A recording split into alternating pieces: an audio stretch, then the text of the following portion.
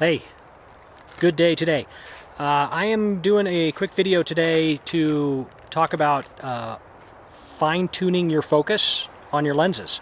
I'm going to do it from the field, so just to kind of show that you can do it quickly and easily in the field as well, as your lenses kind of come in and out of focus sometimes with temperature changes, severe, gaps in cold and hot. Kind of adjust that, and like if you're on a trip and your lens has been bouncing around in the airplane or in the car or something, it can knock it just out of that focus a little bit. And so I find that I often need to do a quick focus tune in the field. So I'm going to do that here. I'm going to show you how I do it. First thing you're going to need is a target. This one folds up nicely. It's made out of cardboard and it's very inexpensive. I get this on Amazon. It's made by DSLR Kit, and I'll put a link to this in the description of the video. So first thing you want to do is get this thing out and unfold it. The reason you want this target is because it's got a scale on it, a number scale. That's what you're going to use to adjust your focus as you need to. Okay, there we have it. So pretty simple to unfold and fold. I'll try and get it out of the sun there so you can see it a little bit. But basically what this consists of is a target for you to focus on, and then a scale here that you can adjust your focus depending on what is most in focus. So the important thing here when setting this up is that you want to get your lens as close to parallel as you can practically get it. If you're doing this at home, you can get this lined up perfectly. In the field, sometimes it's a little bit more of a challenge, but you want your lens to be on the same plane as your little focus target. And then your lens will show you exactly what is in focus here. You want it to be right dead nuts on the 0. And then you're front focusing if it's down here, and you're back focusing if it's down here. So this is the first thing you need. Today I'm just going to set this up in the back of my car because it's nice and shady in there, and there's a nice flat spot to set this. You can improvise however you want to do this, but nice flat spot in the back of my car so I can get my lens set up to shoot exactly straight at the target. Okay, so I'm going to go do that and I'll be right back. Okay, so here I've got my lens set up. Today I'm going to do the Nikon 200 to 500 millimeter lens on a Nikon D810 body. So I've got this set up on a tripod. Often in the field I don't even use a tripod, but for the purposes of this video I'm definitely going to use a tripod. But out here there's so much shutter speed that I know I can get a nice sharp photo of that target. It's broad daylight out right now. The target's in the shade. And so all I want to do now is make sure I'm going to get a really high quality image. So I'm going to set my ISO to 100.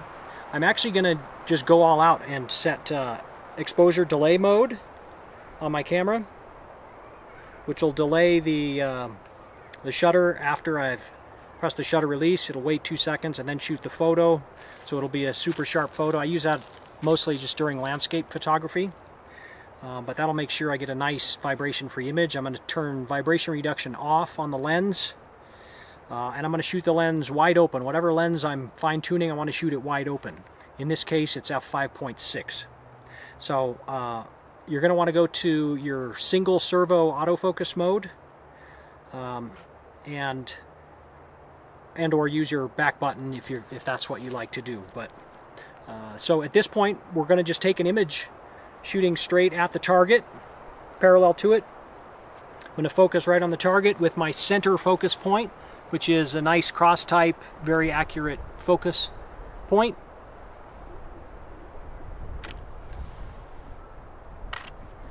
Okay, and then I'm going to review the image. So being out in the field, I'm going to zoom in on this image 1:1 on my LCD screen here and take a good close look at it. You can look at these when you get home as well on the computer. It'll give you a little better idea, but I find this to be plenty good to be able to interpret where your focus needs to be. So in this case, my lens is back focusing, so I'm focusing on the target, and it looks like the sharpest number there is probably maybe the 3 or 4. It's somewhere in that ballpark. So I need to now back that down to 0 to make the 0 the sharpest. So I'm going to go to, in Nikon, Canon's a little bit different than this, but again, it's the exact same principle, and it's easy to find in the autofocus menu. I think they call theirs autofocus microadjustment, and then you just adjust it along the scale there. In the Nikon, it's called AF Fine Tune. It's in the setup menu, and when I go to that AF Fine Tune, I'm going to, of course, want it to be on, and then I'm going to go to the saved value. Each lens, it's going to save differently. So I'm going to go to the saved value, and this is just kind of an iteration game. So I'm just going to make an adjustment here and see how it changes my next photo, and then make it another adjustment until I get it just right. So I'm going to make this, because it was back focusing, I'm going to run it negative, say 6 points, and then take another picture. Refocus, of course.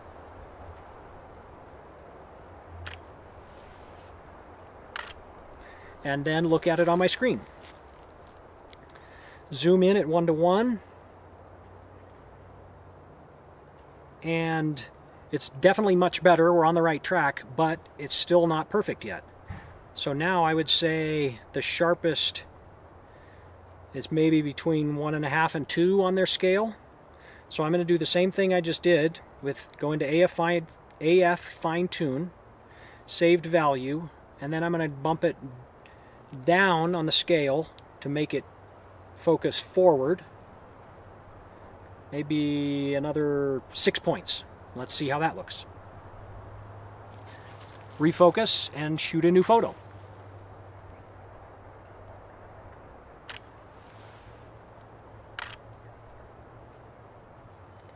I went a little too far, so now it's focusing in front of the 0, just a little bit.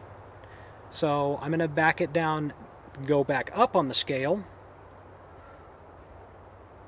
maybe 2 clicks that time. Take another photo, review it on the screen at 1:1, and it looks perfect.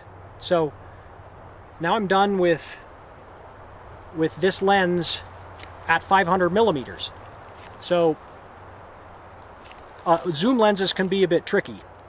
I generally fine-tune them for the longest focal length because that's where their depth of field is going to be the smallest.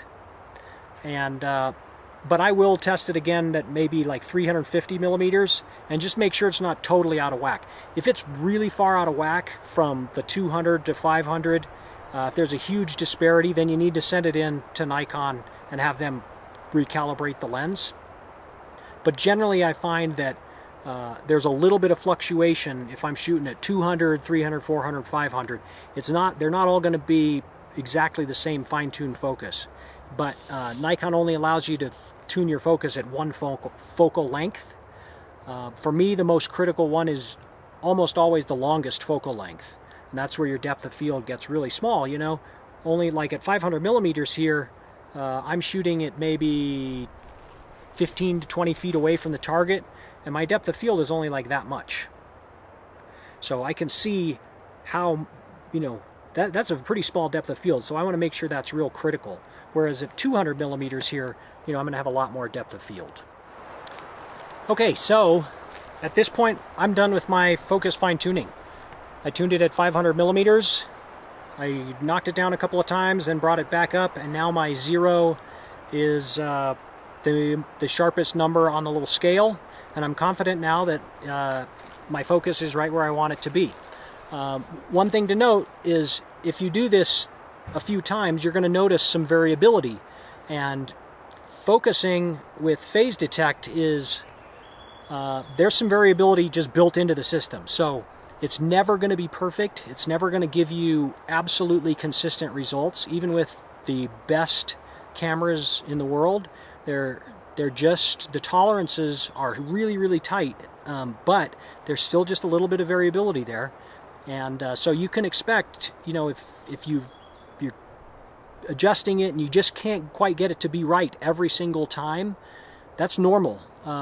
You got to play kind of the probabilities and get it to where it's right on most of the time, and then it's acceptably good on the times when it misses. Okay, and that's not a fault of the camera necessarily. I mean, it's not a problem with the camera unless it's way out of whack, but that's just a limitation of the way these cameras autofocus. And generally they do awesome, and most of the time you're not going to notice if it's off by that much. There are certainly times if you're photographing a bird and you miss its eye focus by that much, then the shot is ruined. But the cameras do a really good job considering the manufacturing tolerances and everything here. So just don't expect it to ever be perfect, at least at this phase in the technology. Okay, so a quick recap.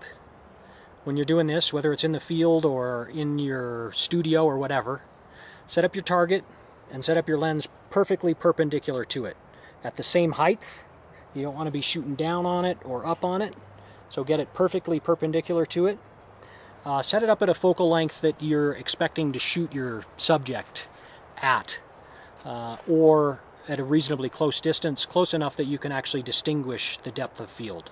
And with wider lenses, depth of field gets really big, so it's hard to even notice big changes. But on zoom lenses, I go for the longest focal length and tune it to that.